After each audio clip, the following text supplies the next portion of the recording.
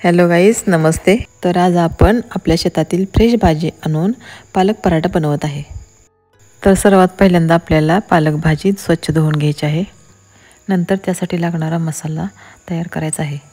त्यामध्ये आपल्याला मिरची, लसूण, जिरं आणि कोथिंबीर बारीक करून घ्यायची आहे। आता आपण गव्हाचे पीठ चाळून घेऊया। त्यामध्ये चवीनुसार मीठ टाकूया व हळद थोडीशी टाकूया। आता यामध्ये आपण तयार केलेला मसाला टाकूया।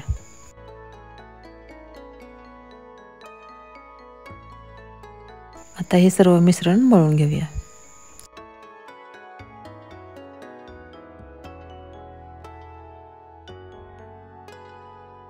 अशा प्रकारे पीठ मळून झालेलं आहे। आता आपण पराठा बनवूया।